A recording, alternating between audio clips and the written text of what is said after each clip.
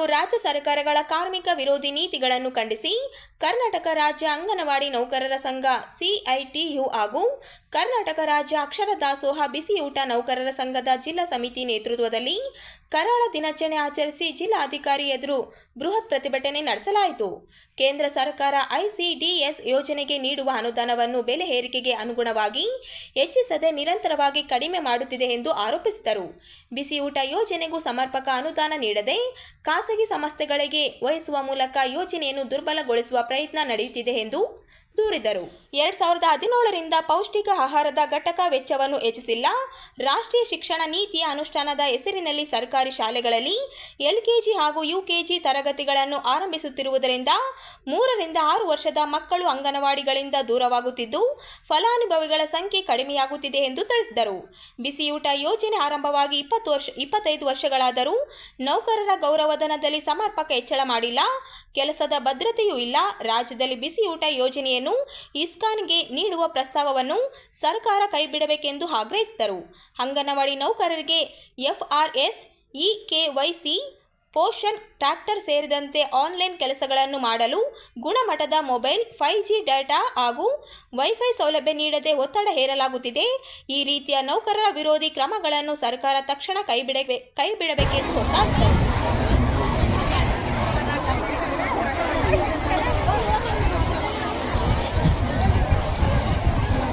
ಹಾಕತ್ತಾರಲ್ಲಿ ಆಮೇಲೆ ಏನಿದೆ ಇದು ತೊಗೊಂಬಿಡ ನಾನು ಆಯ್ತು ಆಯ್ತು ನೀವು ಕಳಿಸ್ ನೋಡಿ.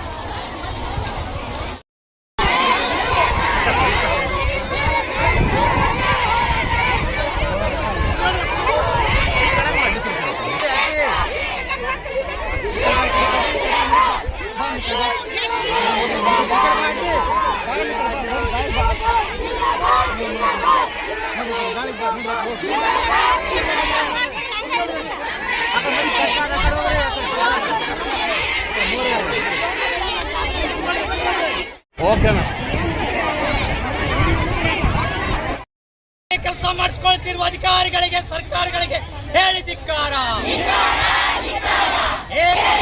ಏನೇ ಬರಲಿ ಜಿಲ್ಲಾಧಿಕಾರಿಗಳು ಬರಲೇಬೇಕು. ಜಿಲ್ಲಾಧಿಕಾರಿಗಳು ಬರಲೇಬೇಕು. ಜಿಲ್ಲಾಧಿಕಾರಿಗಳು ಬರಲಿಲ್ಲ ಅಂದ್ರೆ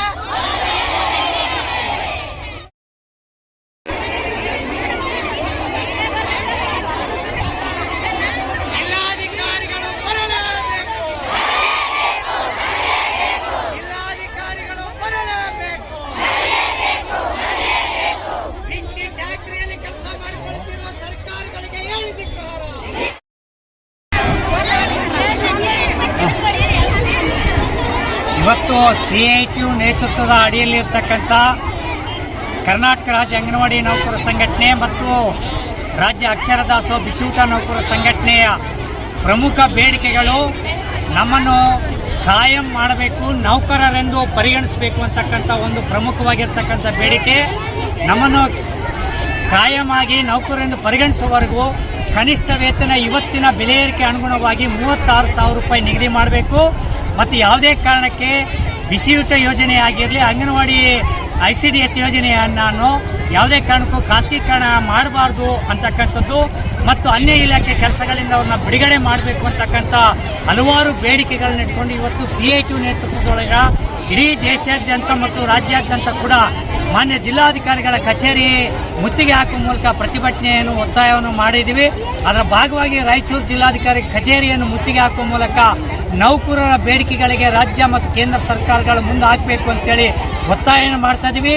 ಈ ಹೋರಾಟಕ್ಕೆ ಕೂಡ ಎರಡೂ ಸರ್ಕಾರಗಳು, ರಾಜ್ಯ ಸರ್ಕಾರ ಮತ್ತು ಕೇಂದ್ರ ಸರ್ಕಾರ ಸ್ಪಂದನೆ ನೀಡಲಿಲ್ಲ ಅಂದರೆ ಮುಂಬರ್ತಕ್ಕಂಥ ಅಕ್ಟೋಬರ್ ಚಳಿಗಾಲದ ಅಧಿವೇಶನದಲ್ಲಿ ನಾವು ವಿಧಾನಸೌಧ ಮತ್ತು ಪಾರ್ಲಿಮೆಂಟ್ ಅನ್ನು ಮುತ್ತಿಗೆ ಹಾಕುವಂತಹ ಹೋರಾಟಕ್ಕೆ ಮುಂದೆ ಹಾಕಬೇಕಾಗ್ತದಂತಕ್ಕಂಥ ಎಚ್ಚರಿಕೆಯನ್ನು ಈ ಸಂದರ್ಭದಲ್ಲಿ ಹೇಳಿಕೆ ಇಷ್ಟಪಡ್ತಾ ಇದ್ದೀವಿ.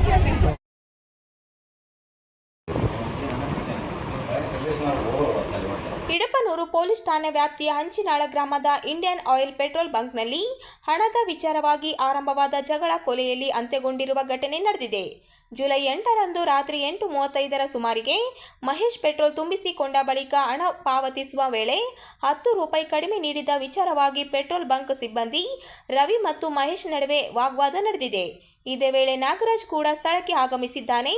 ಜಗಳವನ್ನು ಬಿಡಿಸಲು ಮೇಘನಾಥ ತೆರಳಿದಾಗ ಅಲ್ಲಿಂದ ಆರೋಪಿಗಳು ಗುಂಪು ಸೇರಿ, ನೀನು ಯಾಕೆ ನಮ್ಮ ಜಗಳದಲ್ಲಿ ಮಧ್ಯಪ್ರವೇಶ ಮಾಡುತ್ತೀಯಾ, ನಿನ್ನನ್ನು ಇಂದು ಸುಮ್ಮನೆ ಬಿಡುವುದಿಲ್ಲ ಎಂದು ಬೆದರಿಕೆ ಹಾಕಿದ್ದಾರೆ. ಈ ವೇಳೆ ನರಸಿಂಹ ಮತ್ತು ಮಾರಪ್ಪ ಅವರು ಮೇಘನಾಥನಿಗೆ ಅವಾಚ್ಯ ಶಬ್ದಗಳಿಂದ ಜಾತಿ ನಿಂದನೆ ಮಾಡಿರುವುದಾಗಿ ದೂರಿನಲ್ಲಿ ಆರೋಪಿಸಲಾಗಿದೆ. ಬಳಿಕ ವೀರೇಶ್ ಕೊಲೆ ಮಾಡುವ ಉದ್ದೇಶದಿಂದ ಕಟ್ಟಿಗೆಯಿಂದ ಮೇಘನಾಥನವರ ತಲೆಗೆ ಹೊಡೆದಿದ್ದಾನೆ. ನಂತರ ರವಿ ಕೂಡ ಕಟ್ಟಿಗೆಯಿಂದ ತಲೆಗೆ ಮತ್ತೊಮ್ಮೆ ಹಲ್ಲೆ ನಡೆಸಿದ್ದಾನೆ. ನರಸಿಂಹ ಬೆನ್ನಿಗೆ ಕಟ್ಟಿಗೆಯಿಂದ ಬಲವಾಗಿ ಹೊಡೆದ ಪರಿಣಾಮ ಮೇಘನಾಥ ಪ್ರಜ್ಞೆ ತಪ್ಪಿ ಬಿದ್ದಿದ್ದಾರೆ. ಜಗಳ ಬಿಡಿಸಲು ಹೋದ ಮಹೇಶ್ ಮತ್ತು ನಾಗರಾಜ ಅವರ ಮೇಲೂ ಉಳಿದ ಆರೋಪಿಗಳು ಹಲ್ಲೆ ನಡೆಸಿದ್ದಾರೆ ಎನ್ನಲಾಗಿದೆ. ಗಂಭೀರವಾಗಿ ಗಾಯಗೊಂಡ ಮೇಘನಾಥ ಅವರನ್ನು ತಕ್ಷಣ ಕಾರಿನಲ್ಲಿ ರಾಯಚೂರಿನ ಬಾಲಂಕು ಆಸ್ಪತ್ರೆಗೆ ದಾಖಲಿಸಲಾಯಿತು. ಜುಲೈ 9ರಂದು ಬೆಳಗ್ಗೆ 5ರಿಂದ 7 ಗಂಟೆಯವರೆಗೆ ತಲೆಗೆ ಶಸ್ತ್ರಚಿಕಿತ್ಸೆ ನಡೆಸಿದರು. ಅವರು ಚೇತರಿಸಿಕೊಳ್ಳದೆ ಬೆಳಗ್ಗೆ 8:25ಕ್ಕೆ ತಲೆಗೆ ತಗಲಿದ ಗಂಭೀರ ಗಾಯಗಳಿಂದ ಮೃತಪಟ್ಟಿದ್ದಾರೆ. ಈ ಸಂಬಂಧ ಮೃತ ಮೇಘನಾಥ ಅವರ ಪತ್ನಿ ನೀಡಿದ ದೂರಿನ ಮೇರೆಗೆ ಇಡಪನೂರು ಪೊಲೀಸ್ ಠಾಣೆಯಲ್ಲಿ ದೂರು ದಾಖಲಾಗಿದೆ.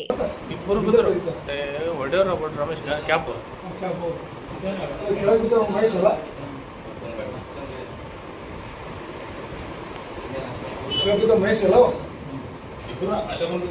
ಹೌದೌದು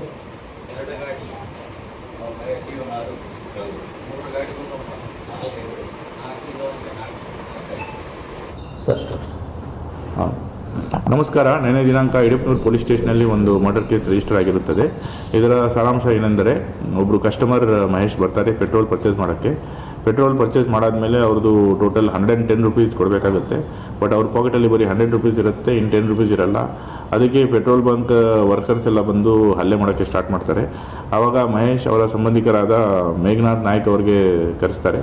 ಮೇಘನಾಥ್ ನಾಯ್ಕ್ ಜಗಳ ಬಿಡಿಸಲು ಪ್ರಯತ್ನ ಮಾಡಿದಾಗ ಅವರ ತಲೆಗೆ ಏಟಾಗುತ್ತೆ. ತದನಂತರ ಅವ್ರಿಗೆ ಆಸ್ಪತ್ರೆಗೆ ಶಿಫ್ಟ್ ಮಾಡ್ತಾರೆ.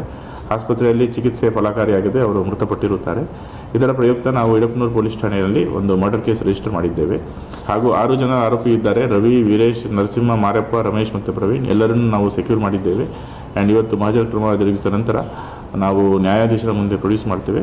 ಫರ್ದರ್ ನ್ಯಾಯಾಂಗ ಬಂಧನಕ್ಕೆ ಕಳುಹಿಸೋದಕ್ಕೋಸ್ಕರ ಪ್ರೊಸೀಜರ್ಸ್ ಮಾಡ್ತೀವಿ. ಆರೋಪಿ ರವಿ, ವೀರೇಶ್, ನರಸಿಂಹ ಇವರೆಲ್ಲರೂ ಪೆಟ್ರೋಲ್ ಬಂಕಲ್ಲಿ ಕೆಲಸ ಮಾಡ್ತಾರೆ. ರಮೇಶ್ ಅವರು ಆಟೋ ಚಾಲಕ ಇದ್ದಾರೆ. ಆ್ಯಂಡ್ ಪ್ರವೀಣ್ ಕೂಡ ಅವರ ಅಸೋಸಿಯೇಟ್ಸ್. ಜಗಳ ಇದು ಮಹೇಶ್ ಅವರು ಪೆಟ್ರೋಲ್ ಖರೀದಿ ಮಾಡ್ತಾರೆ ₹110. ಬಟ್ ಅವ್ರ ಹತ್ರ ಬರೀ 100 ರುಪೀಸ್ ಇರುತ್ತೆ, 10 ರುಪೀಸ್ ಇರಲ್ಲ. ಅದಕ್ಕೆ ಅವರು ಹೇಳ್ತಾರೆ ಸ್ವಲ್ಪ ಟೈಮ್ ಕೊಡಿ ತರ್ತೀನಿ ಅಂತ. ಬಟ್ ಆವಾಗ ಸ್ವಲ್ಪ ಮಾತಿಗೆ ಮಾತು ಚಿಕ್ಕಮುಕ್ಕಿ ಆಗಿಬಿಟ್ಟು ಎಲ್ಲ ಜಗಳಾಗಿ ಬರ್ತಾರೆ. ರೈಟ್. ನಾನು ನಮಸ್ಕಾರಗಳನ್ನು ಸಲ್ಲಿಸುತ್ತೇನೆ. ಅದೇ ರೀತಿಯಾಗಿ ಶಿಕ್ಷಣ, ವಿದ್ಯಾರ್ಥಿ ವಸತಿ ನಿಲಯ ಮತ್ತು ಮೂಲ ಸೌಕರ್ಯಗಳ ಕುರಿತು ಶಿಕ್ಷಣಕ್ಕೆ ಹೆಚ್ಚಿನ ಆದ್ಯತೆ ನೀಡಬೇಕಾಗಿದೆ. ನಮ್ಮ ಭಾಗದಲ್ಲಿ ಕಾಲೇಜುಗಳು ಇದ್ದರೂ ಮೂಲಭೂತ ಸೌಲಭ್ಯಗಳಿಲ್ಲ.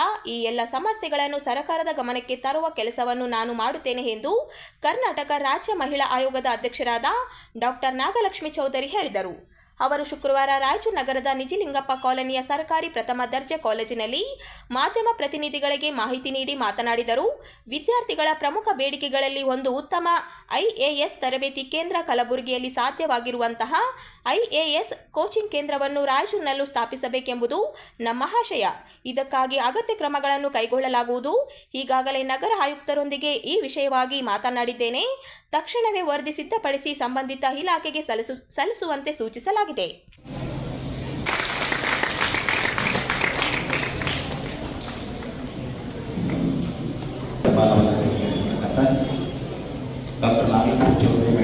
ಸರ್ಕಾರಿ ಪ್ರಥಮ ದರ್ಜೆ ಕಾಲೇಜಿನ ಪ್ರಾಂಶುಪಾಲರಾಗಿರ್ತಕ್ಕಂಥ ಡಾಕ್ಟರ್ ವೆಂಕಣ್ಣ ಇವರಿಗೆ ಇವರು ಆಗಮಿಸಿ ಸ್ವಾಗತವನ್ನು ಕೋರಬೇಕಂತ ಅವರಲ್ಲಿ ಕೋರ್ಕೊಳ್ತೇನೆ.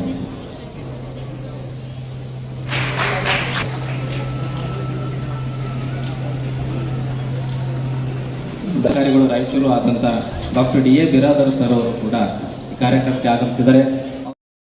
ಅವಾಗೇನೆ ಋತುಮತಿ ಆದ್ರೆ ಮುಟ್ಟಾದ್ರೆ ಹೆಣ್ಣು ಮಗಳು ಒಂದು 2-3 ವರ್ಷ ಸ್ಕೂಲಿಗೆ ಕಳಿಸ್ತಿದ್ರು. ಒಂದು 10ನೇ ಕ್ಲಾಸು PUC ಮಟ್ಟಕ್ಕಷ್ಟೇ. ಅಷ್ಟರಲ್ಲಿ ಗಂಡು ನೋಡಿ ಮದುವೆ ಮಾಡಿಬಿಡೋರು. ಅಂದ್ರೆ ಏನು, ಹೆಣ್ಣು ಹುಟ್ಟಿದಾಳೆ ಅಂದ್ರೆ ಋಣ ಕಳ್ಕೋಬೇಕು, ತಲೆ ಮೇಲಿರೋ ಭಾರ ಕಳ್ಕೋಬೇಕು, ಈ ಥರ. ನಮ್ಮ ತಂದೆ ಇಡೀ ಊರಿನಲ್ಲಿ ನಾನೇ ಓದಿದ್ದು ಮೊದಲನೇ ಹೆಣ್ಮಗಳು ನಮ್ಮೂರಿಗೆ, ಮೊದಲನೇ ಡಾಕ್ಟ್ರು ನಾನು.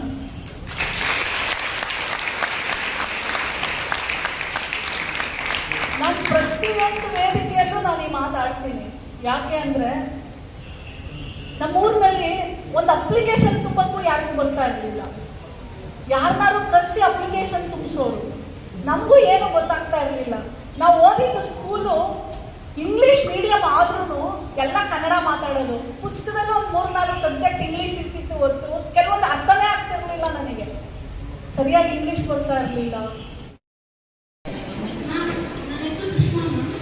ಯಾವ ಊರು? ನಿಮ್ಮೂರಿಗೆ ಬಸ್ ಇದೆಯಾ? ಹೆಂಗ್ ಹೋಗ್ತಾರೆ ಕಾಲೇಜ್ಗೆ? ಹೆಂಗ್ ಬರ್ತೀರಾ?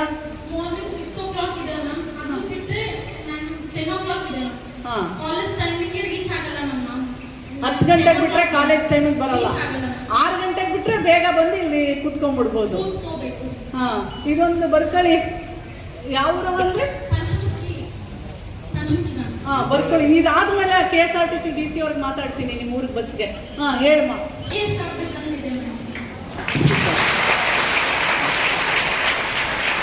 ಏನ್ ಓದ್ತಾ ಇದೀಯ ನೀನು? BA. ಈಗ ಆಲ್ರೆಡಿ ಕೋಚಿಂಗ್ ಎಲ್ಲ ಸ್ಟಾರ್ಟ್ ಮಾಡ್ಕೊಂಡಿದ್ಯಾ?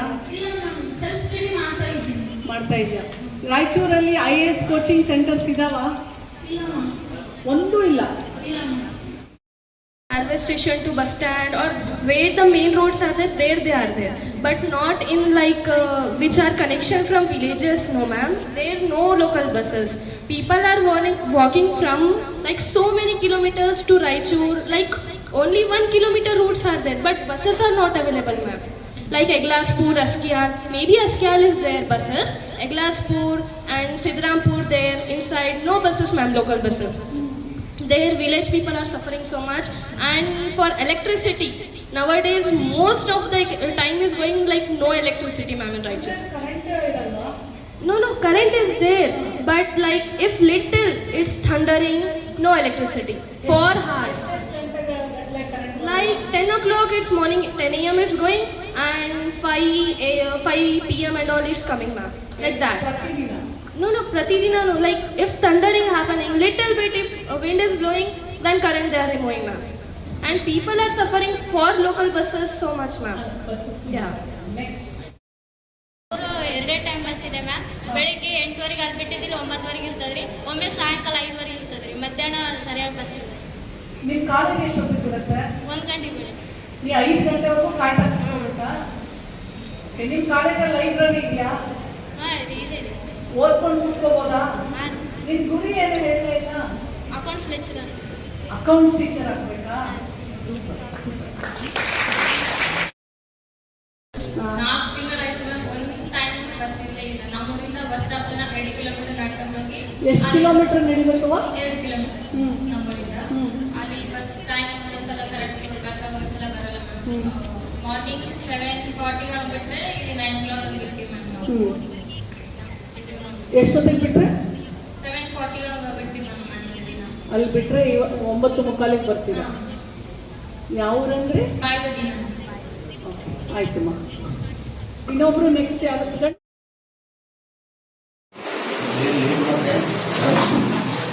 ದೇವದುರ್ಗ ತಾಲೂಕಿನ ಪಲಕನ ಮಾರಾಡಿ ಗ್ರಾಮ ಪಂಚಾಯಿತಿ ವ್ಯಾಪ್ತಿಯ ಮದರಕಲ್ ಗ್ರಾಮದಲ್ಲಿ ಸ್ವಯಂ ಘೋಷಿತ ಶ್ರೀ ಅವಧೂತ ರಾಜಯೋಗಿ ನಾಮದೇವಗೌಡ ಇವರ ವಿರುದ್ಧ ಸೂಕ್ತ ಕಾನೂನು ಕ್ರಮ ಕೈಗೊಂಡು ಪ್ರಕರಣ ದಾಖಲಿಸಿ ತನಿಖೆ ಮಾಡಿ ಅಕ್ರಮವಾಗಿ ನಿರ್ಮಾಣ ಮಾಡಿರುವ ಮಠವನ್ನು ತೆರವುಗೊಳಿಸುವಂತೆ ಮದರಕಲ್ ಗ್ರಾಮಸ್ಥ ಪರವಾಗಿ ಭಾರತೀಯ ದಲಿತ ಸಂಘರ್ಷ ಸಮಿತಿ ಮುಖಂಡ ಶಿವಜ್ಞಾನಿ ಪಲಕನ ಮಾರಾಡಿ ಒತ್ತಾಯಿಸಿದರು. ನಗರದ ಪತ್ರಿಕಾ ಭವನದಲ್ಲಿ ಸುದ್ದಿಗೋಷ್ಠಿಯಲ್ಲಿ ಮಾತನಾಡಿ, ಶ್ರೀ ಅವಧೂತ ರಾಜಯೋಗಿ ನಾಮದೇವಗೌಡ ಎಂಬ ವ್ಯಕ್ತಿ ಮದರಕಲ್ ಗ್ರಾಮಕ್ಕೆ ಬಂದು ಸುಮಾರು 8 ಅಥವಾ 9 ತಿಂಗಳು ಆಯಿತು. ಈ ವ್ಯಕ್ತಿ ಬಂದಾಗನಿಂದ ಗ್ರಾಮದಲ್ಲಿ ಜಾತಿ ಜನಾಂಗದ ಮಧ್ಯೆ ಕಲಹಗಳು ನಡೆಯುತ್ತಿವೆ. ಗ್ರಾಮದಲ್ಲಿ ಶಾಂತಿ ಇಲ್ಲದಾಗಿದೆ. ಜಾತಿಗಳ ಮಧ್ಯೆ ವೈಮನಸ್ಸು ಮೂಡಿ ಈ ಮೊಹರಂ ಹಬ್ಬದಲ್ಲಿ ಗಲಾಟೆ ಆಗಿದೆ. ಮದರಕಲ್ ಗ್ರಾಮದಲ್ಲಿ ಸುಮಾರು 1500 ಜನಸಂಖ್ಯೆ ಇದೆ. ಇಲ್ಲಿ ಪರಿಶಿಷ್ಟ ಜಾತಿ, ಪರಿಶಿಷ್ಟ ಪಂಗಡ, ಮುಸ್ಲಿಂ ಕಣ್ಣೀರು, ಲಿಂಗಾಯತ, ಹಿಳಗೇರು, ಕಂಬಾರು, ಮಡಿವಾಳರು, ಕುರುಬರು ಜಾತಿ ಜನಾಂಗದವರು ಇದ್ದಾರೆ. ಇವರೆಲ್ಲರೂ ಅಣ್ಣ ತಮ್ಮಂದರಾಗಿ ಕೂಡಿಕೊಂಡಿದ್ದಾರೆ. ಇಲ್ಲಿಯವರೆಗೆ ಗ್ರಾಮದಲ್ಲಿ ಜಾತಿ ಜನಾಂಗದ ಮಧ್ಯೆ ವೈಮನಸ್ಸುಗಳು ಇರಲಿಲ್ಲ. ಜಾತಿಗಳ ಮಧ್ಯೆ ಜಗಳಗಳು ಇಲ್ಲ. ಈ ವ್ಯಕ್ತಿ ಬಂದು ಮಠ ಸ್ಥಾಪನೆ ಮಾಡಿದ ಮೇಲೆ ಜಾತಿಗಳ ಮಧ್ಯೆ ವೈಮನಸ್ಸು ರಾಜಯೋಗಿ ನಾಮಗೌಡ ಅಂತ ಹೇಳಿ ಅವ್ರ ವಿರುದ್ಧ ನಾವು ಆಲ್ರೆಡಿ ಈಗ ಜಿಲ್ಲಾಧ್ಯಕ್ಷರಿಗೆ ಮತ್ತು ಜಿಲ್ಲಾ ಪೊಲೀಸ್ ವರಿಷ್ಠಾಧಿಕಾರಿಗಳಿಗೆ ನಾವು ಮನವಿಯನ್ನು ಮಾಡ್ಕೊಂಡಿದ್ದೀವಿ. ನಿನ್ನೆ ದಿನ ನಾವು ನಿಮ್ಮಲ್ಲಿ ಬಂದಿದ್ದೀವಿ, ಬಟ್ ಆಗಿಲ್ಲ. ನಮಗೆ ಮುರಳಿ ಸರ್ ಇವತ್ತು ಕೊಟ್ಟಿದ್ದಾರೆ. ಹಾಗಾಗಿ ನಾವು ಈ ಮೂಲಕ ಮಾನ್ಯ ಜಿಲ್ಲಾ ಉಸ್ತುವಾರಿ ಸಚಿವರಿಗೆ ಮತ್ತು ಜಿಲ್ಲಾಧಿಕಾರಿಗಳಿಗೆ ಮತ್ತು ಸ್ಥಳೀಯ ಎಲ್ಲ ನಾಯಕ ಮುಖಂಡರಿಗೆ, ಈ ಮಾಜಿ ಶಾಸಕರು, ಮಾಜಿ ಸಂಸದರು, ಮಾಜಿ ಸಚಿವರೆಲ್ಲ ನಾವು ಮನವಿ ಮಾಡೋದಿಷ್ಟೇ, ಸಾಂಪ್ರದಾಯಿಕವಾಗಿ ಈ ಮೂಢನಂಬಿಕೆಯನ್ನು ಹೆಚ್ಚಿಸುವಂಥ ಕೆಲಸ ಮಾಡುತ್ತಿರುವ ಮತ್ತು ಜಾತಿಗಳ ನಡುವೆ ಜಗಳ ಹಚ್ಚುತ್ತಿರುವ ಈ ನಾಮದೇವಗೌಡ ಅನ್ನುವಂಥ ಆಕ್ಚುಲಿ ಫ್ಯಾಮಿಲಿ ಅಲ್ಲ, 4 ಜನ ಮದುವೆ ಮಾಡ್ಕೊಂಡಿದ್ದಾರೆ. 3 ಜನ ಮದುವೆ ಮಾಡ್ಕೊಂಡಿದ್ದಾರ. ಆ 3 ಜನ ಜೊತೆ ಅವರು ಸಂತಾನ ಮಾಡ್ತಾ ಇಲ್ಲ. ಇವತ್ತು ನಾನು ಸ್ವಾಮಿ ಆಗಿದ್ದೇನೆ ಅಂತೇಳಿ ಒಂದು ಕಾವಿ ತೊಟ್ಕೊಂಡು ಮೋಡಿ ಮಾಡ್ಕೊಂಡು ಬಂದಿದ್ದೀವಿ. ಒಂದು ನೆಲವೂರಿ ಆ ಗ್ರಾಮದಲ್ಲಿ ನೂರಾರು ವರ್ಷಗಳಿಂದ ಏನೋ ಒಂದು ಹಬ್ಬ ಮಾಡ್ತಿದ್ರು, ಮೊಹರಂ ಹಬ್ಬ. ಆ ಮೊಹರಂ ಹಬ್ಬನ ಇವತ್ತು ನಿಲ್ಲಿಸುವಂತ ಕೆಲಸ ಮಾಡಿದ್ದಾರೆ. ಅಲ್ಲಿ ಸ್ಥಳೀಯವಾಗಿ ಜಾತಿಗಳ ಜೊತೆ ಕಲಹ ಮಾಡಿಸಿ ಆ ಒಂದು ಮೊಹರಂ ಹಬ್ಬ ನಿಲ್ಲಿಸಿದಾರ. ಅವರು ಹೋದ ವರ್ಷ ಒಂದು ಜಾತ್ರೆ ಮಾಡಿದಾರ, ತೇರನ್ನ ಮಾಡ್ತಾ ಇದಾರೆ. ಈ ಸಲ ಕೂಡ ಮತ್ತೆ ತೇರು ಇದೇ ತಿಂಗಳ 29ಕ್ಕೆ ಮಾಡ್ತಾ ಇದಾರ. ಆ ಜಾತ್ರೆ ರದ್ದುಗೊಳಿಸ್ಬೇಕು. 27ನೇ ತಾರೀಕಿಗೆ ಏನು ಈ ತಿಂಗಳ ಒಂದು ಜಾತ್ರೆ ಮಾಡ್ತಾ ಇದಾರ, ಅವ್ರು ತೇರು ಮಾಡ್ತಾ ಇದಾರ. ಅದರಿಂದ ಅಲ್ಲಿ ಜನರಿಗೆ ತೊಂದರೆ ಆಗ್ತದೆ. ಆ ಮಠವನ್ನು ತೆರವು ಮಾಡಿಸಿ ಆ ಜಾತ್ರೆ ನಿಲ್ಲಿಸಿ ಆ ಗೌರ್ಮೆಂಟ್ ಜಾಗದಲ್ಲಿ ಏನು ಹಕ್ಕುಪತ್ರ ಕೊಟ್ಟಿದ್ರು ಬಡವರು, ಆ ಬಡವರಿಗೆ ಆ ಜಾಗನ ವಹಿಸಿಕೊಡುವಂತ ಕೆಲಸ ಮಾಡ್ಬೇಕಂತ ತಾವು ಮನವಿ ಮಾಡ್ತಾ ಇದ್ವಿ. ಈ ಮೂಲಕ ಅದ್ರ ಪರವಾಗಿ ಸ್ವಲ್ಪ ಚಂದ್ರಸೂರ್ ಮಾತಾಡ್ತಾರೆ. ಒತ್ತುವರಿ ಮಾಡಿಕೆ ಅದು ನಮ್ಮ ಜಾಗ ನಮ್ಮ ಊರಿಗೆ ಉಳಿಸ್ಕೊಡ್ಬೇಕಲ್ಲ. ನಮ್ಮ ದನ ನಿಂದ್ರಕ್ಕಿಲ್ಲ, ಕರ ನಿಂದ್ರಕ್ಕಿಲ್ಲ, ಜಾಗ ನಿಂದ್ರಕ್ಕಿಲ್ಲ. ಮತ್ತೆ ನಮ್ಮ ಊರಿಗೆ ಇರೋದು ಒಂದು 1500 ಜಮೀನಿಗೆ ಇರೋಕ್ಕೆ ವಾಸ ಮಾಡೋಕ್ಕೆ ಜನರಿಗೆ ಜಾಗ ಇಲ್ಲ. ಎಲ್ಲ ವಿಡಿಯೋ ಹಂಚಿ ಕೊಟ್ಟಿವಿ. ವಿಡಿಯೋ ಹಂಚಿ ಕೊಟ್ಟರೆ ಕೇರ್ ಮಾಡೋರು ಫೋನ್ ಸ್ವಿಚ್ ಆಫ್ ಮಾಡಿಕೊಂಡು ಅವ್ರ ಮನೆ ಮಕ್ಕಳ ರನ್ನಿಂಗ್ ಸಾರಿ ಯಾರು ಫೋನ್ ತೆಗಿಬಾರ್ದು. ಜಿಲ್ಲಾ ಅಧಿಕಾರಿ ಕೊಟ್ಟಿವಿ, ಎಸ್ಪಿ ಕೊಟ್ಟಿವಿ, ತಹಸೀಲ್ದಾರ್ ಕೊಟ್ಟಿವಿ, ಸಿಒ ಕೊಟ್ಟಿವಿ, ಪೊಲೀಸ್ ಸ್ಟೇಷನ್ ಕೊಟ್ಟಿವಿ. ಅರ್ಜಿ ಯಾರು ಕೇರ್ ಮಾಡೋರು? ಅವ್ರಿಗೆ ಪ್ರಭಾವ ವ್ಯಕ್ತಿಗಳು ಸ್ವಲ್ಪ ರೆಕಮೆಂಡ್ ಇದೆ. ಅವ್ರಿಗೆ ಪ್ರಭಾವಿ ವ್ಯಕ್ತಿಗಳ ರೆಕಮೆಂಡ್ ಇರೋದಕ್ಕೆ ನಾವು ಈಗ ಅವ್ರಿಗೊಂದು ವರ್ಷ ಆಯ್ತು, ಒಂದ್ಸಲ ಜಾತ್ರೆ ಮಾಡಿದಾರ. ಈ ಜಾತ್ರೆ ಆಗ್ಬಾರ್ದು ಅಂತ ನಮ್ಗೆ ಉದ್ದೇಶ ಆಯ್ತು. ಒಂದು ಆದರ್ಶ. ರಾಯಚೂರು ಜಿಲ್ಲೆಯ ಲಿಂಗಸ್ಕೂರು ತಾಲೂಕಿನ ಹಟ್ಟಿ ಚಿನ್ನದ ಗಣಿ ಪಟ್ಟಣದಲ್ಲಿ ಇರುವಂತಹ ವಿಶೇಷ ಚೇತನ ಮಹಿಳೆ ಮಂಜುಳಾ ಅವರು ತಮಗೆ ಒಂದು ಕೆಲಸ ಕೊಡಿಸುವಂತೆ ಕಳೆದ 10 ತಿಂಗಳಿಂದ ಕರ್ನಾಟಕ ರಾಜ್ಯ ಮಹಿಳಾ ಆಯೋಗದ ರಾಜ್ಯ ಅಧ್ಯಕ್ಷರಾದ ನಾಗಲಕ್ಷ್ಮಿ ಚೌಧರಿ ಅವರಿಗೆ ಮನವಿ ಮಾಡಿಕೊಳ್ಳುತ್ತಿದ್ದಾರೆ. ಅವರು ಜಿಲ್ಲಾ ಅಧಿಕಾರಿಗಳಿಗೆ ಸೂಚನೆ ನೀಡಿದರು. ಜಿಲ್ಲಾಧಿಕಾರಿ ಮಹಿಳಾ ಮತ್ತು ಮಕ್ಕಳ ಇಲಾಖೆ ಅಧಿಕಾರಿಗಳಿಗೆ ಸೂಚನೆ ನೀಡಿದರು. ಆದರೆ ಮಹಿಳಾ ಮತ್ತು ಮಕ್ಕಳ ಇಲಾಖೆಯಲ್ಲಿ ವೇಕೆನ್ಸಿ ಇಲ್ಲ ಎಂದು ತಿಳಿಸಿದ್ದು, ಅಂಗವಿಕಲರ ಕಲ್ಯಾಣ ಇಲಾಖೆ ಅಧಿಕಾರಿಗಳನ್ನು ಭೇಟಿಯಾದರೆ ಅವರು ಕಚೇರಿಯಲ್ಲಿ ಕೆಲಸ ಇದೆ, ಆದರೆ ಸ್ಥಳೀಯರಿಗೆ ಆದ್ಯತೆ ನೀಡುತ್ತೇವೆ, ಬೇರೆ ತಾಲೂಕಿನವರಿಗೆ ಇಲ್ಲ ಎಂದು ಹೇಳುತ್ತಿದ್ದಾರೆ. ಆದರೆ ನನಗೆ ಜೀವನ ನಡೆಸಲು ತುಂಬ ಕಷ್ಟವಾಗಿದ್ದು ಆರ್ಕೆಸ್ಟ್ರಾ ನಡೆಸುವ ಮೂಲಕ ಜೀವನ ಸಾಗಿಸಲು ಆಗುತ್ತಿಲ್ಲ. ನನಗೆ ಒಂದು ಕೆಲಸ ಕೊಟ್ಟರೆ ತುಂಬ ಅನುಕೂಲವಾಗುತ್ತದೆ ಎಂದು ಮನವಿ ಮಾಡುತ್ತಿದ್ದಾರೆ. ಅಧಿಕಾರಿಗಳು ವಿಶೇಷ ಚೇತನ ಮಹಿಳೆ ಮಂಜುಳಾ ಅವರ ಕಷ್ಟಕ್ಕೆ ಸರ್ಕಾರ ಅಧಿಕಾರಿಗಳು ಆಗುತ್ತಾರಾ ಕಾದು ನೋಡಬೇಕಿದೆ.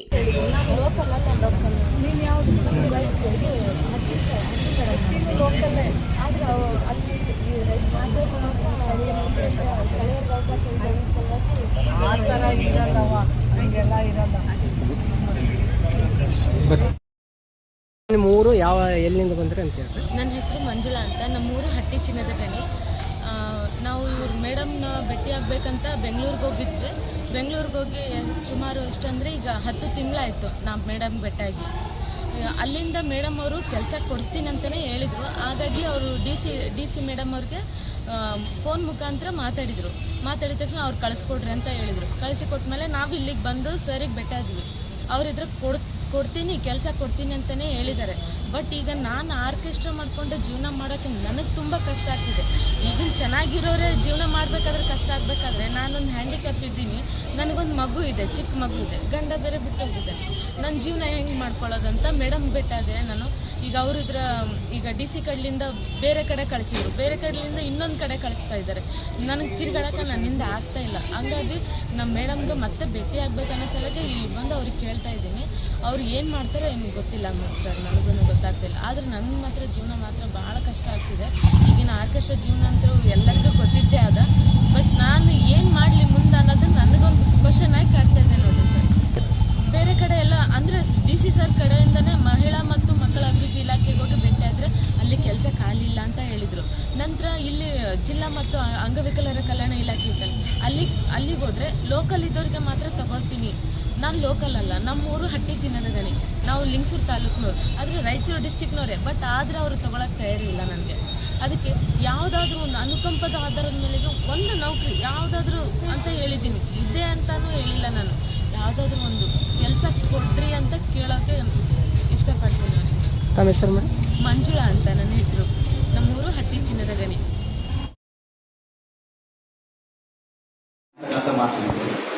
ಅದಾದ್ಮೇಲೆ 8 ತಿಂಗಳಾದ್ರೂ ಕೂಡ ಅದು ಸುದ್ದಿ. ಕೆಎಸ್ಎನ್ ಜನಕಲ್ಯಾಣ ಸಂಸ್ಥೆ ವತಿಯಿಂದ ದಿನಾಂಕ 14ರಂದು ಕವಿತಾಳದಲ್ಲಿ ಕೆ ಶಿವನಗೌಡ ನಾಯ್ಕ ಅವರ ಜನ್ಮದಿನದ ಅಂಗವಾಗಿ ಸಂಕಲ್ಪ ಸಮಗಮ ಸಮಾವೇಶ ಹಮ್ಮಿಕೊಂಡಿದ್ದು ಸ್ವಾಗತಾರ್ಹವಾಗಿದೆ. ಏಮ್ಸ್ ಬೇಡಿಕೆ ಕೇವಲ ಸಮಾವೇಶಕ್ಕೆ ಸೀಮಿತವಾಗದೆ ಈ ಬೇಡಿಕೆ ಸಂದೇಶ ಕೇಂದ್ರ ಸರ್ಕಾರದ ಕಿವಿಗೆ ಹಾಕುವ ಮೂಲಕ ಬೇಡಿಕೆ ಈಡೇರಿಸಲು ಕೇಂದ್ರ ಸರ್ಕಾರದ ಮೇಲೆ ಒತ್ತಡ ಹಾಕುವಂತಾಗಬೇಕೆಂದು ಏಮ್ಸ್ ಹೋರಾಟ ಸಮಿತಿ ಅಧ್ಯಕ್ಷ ಬಸವರಾಜ ಕಳಸ ಹೇಳಿದರು. ಅವರಿಂದು ನಗರದ ಸುದ್ದಿಗಾರರೊಂದಿಗೆ ಮಾತನಾಡಿ, ಈ ಸಮಾವೇಶದಲ್ಲಿ ಜಿಲ್ಲೆಯ ನೀರಾವರಿ ಸಮಸ್ಯೆಗಳು ಹಾಗೂ ಬಹುದಿನದ ಬೇಡಿಕೆಯಾದ ಏಮ್ಸ್ ಘೋಷಣೆ ಬೇಡಿಕೆ ಮುಂದಿಟ್ಟು ಸಂಕಲ್ಪ ಸಮಗಮ ಸಮಾವೇಶ ಮಾಡುತ್ತಿರುವುದು ಉತ್ತಮ ಉದ್ದೇಶವಾಗಿದೆ. ಏಮ್ಸ್ ಹೋರಾಟ ಸಮಿತಿ ಸಂಪೂರ್ಣ ಬೆಂಬಲ ನೀಡುತ್ತದೆ. ಮುಂದಿನ ದಿನಗಳಲ್ಲಿ ಕೇಂದ್ರ ಬಜೆಟ್ ಇದ್ದು ಪೂರ್ವಭಾವಿ ತಯಾರಿಗಳು ನಡೆಯುತ್ತಿವೆ. ಆಗ ಕೆ ಶಿವನಗೌಡ ನಾಯಕ ಅವರು ನೇತೃತ್ವ ವಹಿಸುವ ಮೂಲಕ ಬಿಜೆಪಿ ರಾಜ್ಯ ಅಧ್ಯಕ್ಷ ವಿಜಯೇಂದ್ರ ಅವರೊಂದಿಗೆ ಚರ್ಚಿಸಿ ಏಮ್ಸ್ ಕರೆದುಕೊಂಡು ಹೋಗದ ಕೆಲಸ ಮಾಡಬೇಕೆಂದು ಮನವಿ ಮಾಡಿದರು. ಶಿವನಗೌಡ ನಾಯಕ್ ಅವರ ಜನಸೇವಾ ಸಮಿತಿ ವತಿಯಿಂದ ಇದೇ ತಿಂಗಳು 14ನೇ ತಾರೀಕಿಗೆ ಕೌತಾಳ ಗ್ರಾಮದಲ್ಲಿ ಒಂದು ಬೃಹತ್ ಆಗಿರ್ತಕ್ಕಂಥ ಸಂಕಲ್ಪ ಸಮಾವೇಶ ಹಮ್ಮಿಕೊಂಡಿದ್ದಾರೆ. ಈ ಒಂದು ಸಮಾವೇಶಕ್ಕೆ ಬಹುಶಃ ಕಲ್ಯಾಣ ಕರ್ನಾಟಕದ ಬಹುತೇಕ ಜಿಲ್ಲೆಗಳ ಕೆಲವು ಕಾರ್ಯಕರ್ತರು, ಅವರ ಅಭಿಮಾನಿಗಳು ಮತ್ತು ಎಲ್ಲರೂ ಭಾಗವಹಿಸ್ತಕ್ಕಂಥ ನಿರೀಕ್ಷೆ ಇದೆ. ಅವರ ಶಿವನಗೌಡ ನಾಯಕರವರ ಹುಟ್ಟುಹಬ್ಬದ ನಿಮಿತ್ತ, ಹುಟ್ಟುಹಬ್ಬದ ದಿನ ಸಂಕಲ್ಪ ದಿನವನ್ನಾಗಿ ಮಾಡ್ತಾ ಇರೋದು ನಿಜವಾಗ್ಲೂ ಕೂಡ ನಮ್ಮ ಹೋರಾಟ ಸಮಿತಿ ಭಾಳ ಅವರಿಗೆ ಅಭಿನಂದನೆಗಳನ್ನು ಸಲ್ಲಿಸ್ತಾ ಇದೆ. ಮತ್ತು ಅವರ ಈ ಸಮಾವೇಶಕ್ಕೆ ನಾವು ನಿಜವಾಗ್ಲೂ ಕೂಡ ಸಂಪೂರ್ಣವಾಗಿ ನಾವು ಸ್ವಾಗತವನ್ನು ಕೂಡ ಬಯಸ್ತಾ ಇದ್ದೇವೆ. ಎಲ್ಲರೂ ರಾಜಕಾರಣಿಗಳು ಮತ್ತು ಜನಪ್ರತಿನಿಧಿಗಳು ಈ ತಮ್ಮ ತಮ್ಮ ಹುಟ್ಟುಹಬ್ಬಗಳನ್ನು ಬೇರೆ ಯಾವುದೋ ರೀತಿಯಲ್ಲಿ ಮಾಡಿಕೊಡ್ತಿರ್ತಾರೆ. ಇವರು ಆ ದಿನವನ್ನು ಒಂದು ಸಂಕಲ್ಪ ದಿನವನ್ನಾಗಿ ಮಾಡಿಕೊಂಡು ಇಡೀ ಕಲ್ಯಾಣ ಕರ್ನಾಟಕ, ಅದರಲ್ಲೂ ವಿಶೇಷವಾಗಿ ನಮ್ಮ ರಾಯಚೂರು ಜಿಲ್ಲೆಗೆ ಸಂಬಂಧಪಡ್ತಕ್ಕಂಥ ಕೆಲವೊಂದು ನೀರಾವರಿ ವಿಷಯಗಳ ಬಗ್ಗೆ ಹೆಚ್ಚು ಒತ್ತು ಕೊಟ್ಟಿದ್ದಾರೆ. ಕಾರ್ತಿಗೆ ಹತ್ರ ನವಲಿ ಜಲಾಶಯ ನಿರ್ಮಾಣ ಆಗಬೇಕು ಮತ್ತು ತಿಂತಿಣಿ ಹತ್ರ ಒಂದು ಜಲಾಶಯ ನಿರ್ಮಾಣ ಆಗಬೇಕು. ಈ ಜಲಾಶಯಗಳಿಂದ ನಮ್ಮ ಈ ಅಸಮರ್ಪಕವಾಗಿರ್ತಕ್ಕಂಥ ನೀರಾವರಿ ವ್ಯವಸ್ಥೆಗೆ ಒಂದು ಶಾಶ್ವತವಾಗಿರ್ತಕ್ಕಂಥ ಒಂದು ಪರಿಹಾರವನ್ನು ಕಂಡುಕೊಳ್ಬೇಕು ಅಂತಕ್ಕಂಥ ನಿಟ್ಟಿನಲ್ಲಿ ರೈತರ ಹಿತಚಿಂತನೆಗಾಗಿ ನಡೆದಿರ್ತಕ್ಕಂಥದ್ದು ಒಂದು ಕಡೆ. ಮತ್ತೊಂದು ನಮ್ಮ ಕಲ್ಯಾಣ ಕರ್ನಾಟಕದ ಒಂದು ಅಮೂಲ್ಯವಾದ ಆರೋಗ್ಯ ರಕ್ಷಣೆ ಮತ್ತು ಜೀವ ರಕ್ಷಣೆಗಾಗಿ ನಮ್ಮ ಸುದೀರ್ಘವಾಗಿರ್ತಕ್ಕಂಥ ಈ ಒಂದು ಹೋರಾಟ ನಡೀತಾ ಇದೆ. ಆ ಹೋರಾಟಕ್ಕೆ ಅವರು ಕೂಡ ಸಂಪೂರ್ಣವಾಗಿ ಮೊದಲಿಂದಲೂ ಕೂಡ ಬೆಂಬಲ ಕೊಟ್ಟಿದ್ದಾರೆ. ಮತ್ತು ಈ ಒಂದು ಸಂಕಲ್ಪ ಸಮಾವೇಶದಂದು ಆ ಬೇಡಿಕೆಯನ್ನು ಕೂಡ ಬಹಳ ಮುಖ್ಯವಾಗಿಟ್ಟುಕೊಂಡು ವಿಶೇಷವಾಗಿ ಆ ದಿನವನ್ನಾಗಿ ಮಾಡ್ತಾ ಇದ್ದಾರೆ.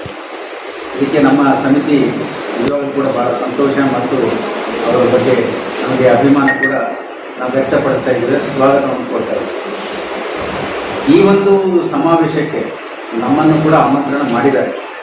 ಶಿವನಗೌಡ ನಾಯಕರು ನೇರವಾಗಿ ಬರಬೇಕು ಅಂತ ನಾವು ಕೂಡ ಈ ಸಮಾವೇಶ ಸಂಜೆ ಇರೋದರಿಂದ ನಮ್ಮ ಎಲ್ಲ ಹೋರಾಟವನ್ನು ಮುಗಿಸ್ಕೊಂಡು ನಾವು ಎಲ್ಲರೂ ಕೂಡ ಈ ಒಂದು ಕೌತಾಳದಲ್ಲಿ ನಡೀತಕ್ಕಂಥ ಸಂಕಲ್ಪ ಸಮಾವೇಶಕ್ಕೆ ನಾವು ಕೂಡ ಭಾಗವಹಿಸ್ತೇವೆ. ಇದು ಇಷ್ಟು.